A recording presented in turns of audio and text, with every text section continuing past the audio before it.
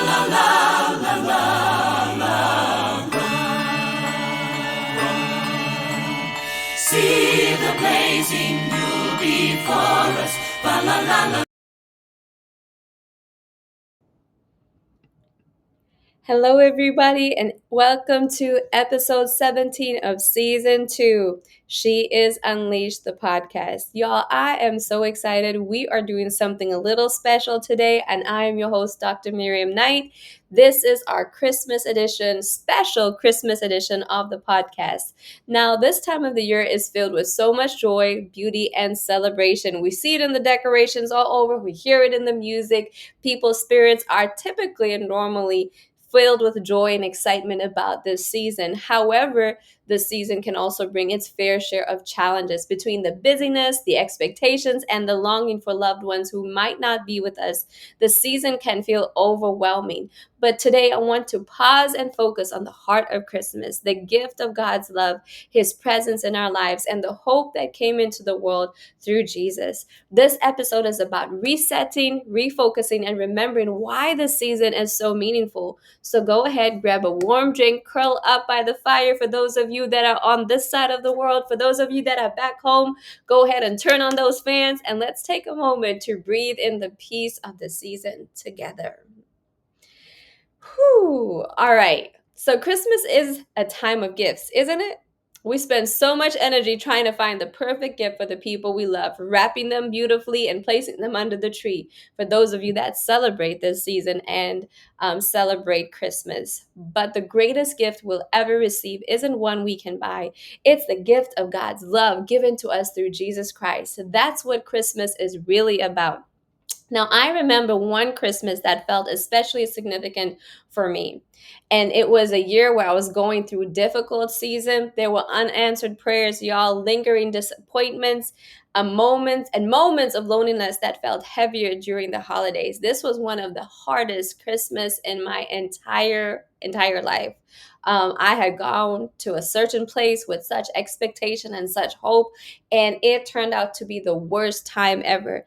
And I remember going through that season of depression, going through that season of loneliness, going through that season of I had lost a whole bunch of weight. I couldn't keep any food down. I was so heartbroken. I was so distraught. And I remember that in that specific season, on Christmas morning, as I spent some time with God, it wasn't the Christmas that I expected it to be, but I felt the overwhelming sense of God's love wash over me. I was heartbroken, but I experienced God's love even through people that I did not think I was going to spend Christmas with. But God always finds a way to surround us with the people that we need to be with versus the ones we typically want to be with. Now, it wasn't flashy, it wasn't dramatic, it was just a deep, quiet assurance that God was with me, that He loved me, and that His plans for me were good. That moment reminded me that the real gift of Christmas is the presence of Emmanuel, God with us. In Isaiah 9, verse 6, we're given one of the most beautiful prophecies about Jesus. For unto us a child is born, to us a son is given, and the government will be upon his shoulders. He will be called Wonderful Counselor, Mighty God, Everlasting Father, Prince of Peace. Sis, this is the gift we celebrate at Christmas. Not all those ones that we spend tons and tons of dollars and rands and maluti on. But a Savior who came into the world to bring us hope, peace, and love. What does the gift of God's love really mean to you this Christmas? I want to encourage you to take a moment to reflect on how His love has shown up in your life this year, even in unexpected ways. Y'all, I don't know about you, but I know that if it was not for the love of God and the mercy of God and this deep assurance that He is with me, there is so much that has happened this year that I would not be here. I don't think I would have made it through this year. But God, but His presence, but Emmanuel, God with us, wonderful counselor. I have experienced Him as counselor. I have experienced Him as mighty God. I have experienced Him as a father and as the Prince of Peace, y'all. I have experienced His peace in situations that I was supposed to be losing my mind, but God. Let me tell you this, the reality about Christmas, in the busyness of schedules, in the to-do list, like Even just a few minutes before I was recording this episode, I was saying to my husband, I feel so overwhelmed with all the things that I need to get done before this day is over. And God was reminding me, you know what? What's the priority? What is the priority in this season? Because we don't want to go about our lives so crunched to get all the things done just to make everything look perfect that we feel like we're losing our minds. And in those moments when we are exhausted and pulled in a million different directions, we end up in a space of chaos and losing sight of the fact that the peace of Christmas, the peace that Christmas is supposed to bring in the person of Jesus Christ, Emmanuel, God with us. But here is the truth. Peace isn't found in a perfect table setting or a perfectly curated holiday experience. Peace is found in the person of Jesus, Emmanuel, God with us. There was one Christmas where I felt like I had to do it all. Listen, this Christmas, we're doing it a little different. We're learning to prioritize what is really important. In those seasons, I wanted to get everything perfect, the decorations, the gifts, the food. But in trying to make everything perfect, I missed the joy of simply being present with my family and with God. Y'all, it does not matter what the table looks like. I know you want to be that great hostess. I know you want to get all the gifts for everybody. I know you want to be that generous one.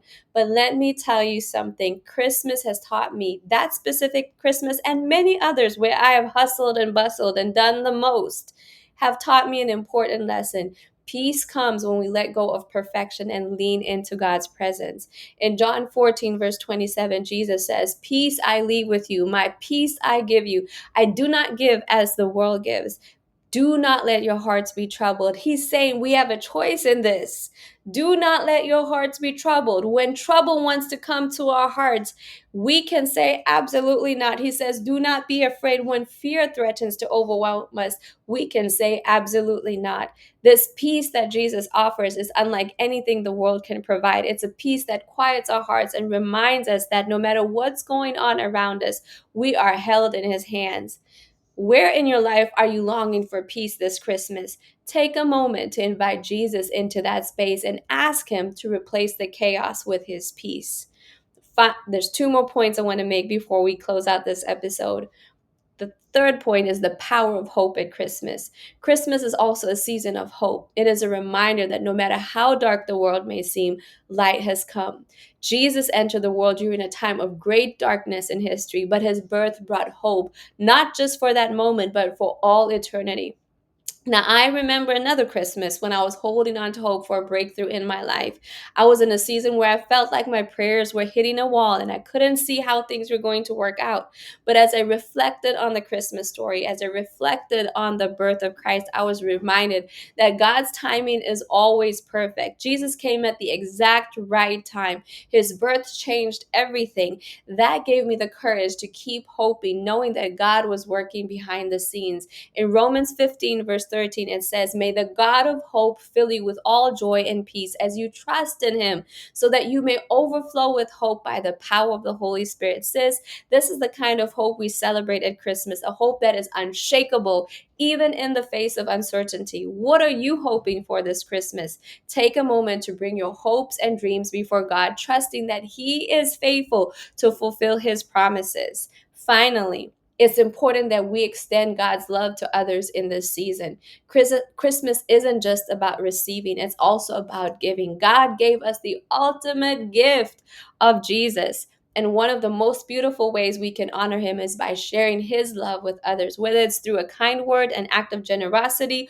or simply being present with someone who is struggling. We have the opportunity to be the hands and feet of Jesus during this season.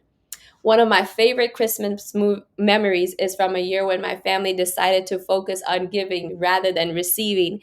And this year is one of those years where we have decided that we are going to give gifts to others and we're going to open our home and make sure that other people are experiencing the love of God more than just us focused on the gifts. This year, we are being intentional about sharing the love of God and about just focusing on celebrating and being with one another as family. We can become so obsessed and so focused on gifts that we miss that the reason for this season is love, God's love for us and our love for others. In Matthew 25, verse 40, Jesus says, "Truly I tell you that whatever you did for the least of these brothers and sisters of mine, you did for me." When we extend kindness and love to others, we are reflecting the very heart of Christ. So it might even be in your own home, in your own family, that God is challenging you to express love and kindness to others. Who can you share God's love with this Christmas? How can you be a little bit kinder, a little bit more peaceful, a little bit more patient, a little bit more gentle, a little bit more joyful and peaceful? How can you share the love of God with the people that God has surrounded you with? It may be a stranger that you meet in a gas station or at a grocery store. It might be a stranger cutting you off in traffic. I want to encourage you to find an opportunity to be a light in someone's life this season. Maybe it's paying it forward in a Starbucks line. I don't know. But look out for opportunities. I challenge you to look out for opportunities to be a blessing and to share the love of Christ with someone this Christmas. As we celebrate Christmas this year, my prayer is that you would experience the fullness of God's love, peace, and hope in the midst of your grief, in the midst of your sorrow, in the midst of any losses you may have experienced this year. I encourage you to take time to reflect on the incredible gift of Jesus, to find rest in his presence, and to celebrate joy of this season. And remember, you are loved more deeply than you can imagine by the one who gave everything for you. This week, I encourage you to take a few moments to pause and reflect on the true meaning of Christmas. Spend time in prayer. Thank God for his incredible gift of love and look for ways to share that love with others. And if today's episode spoke anything to you at all, share your Christmas reflections with us using the hashtag She Is Unleashed. Thank you so much for joining me on this special Christmas edition of the She Is Unleashed podcast. I pray that this season is filled with joy, peace, and a renewed sense of God's presence in your life. Merry Christmas, sisters. Until next time, stay blessed. Before I forget, there will be a New Year's Eve edition as we close out the year, and that will be our last episode in season 2. I will see you again after that episode at the end of January.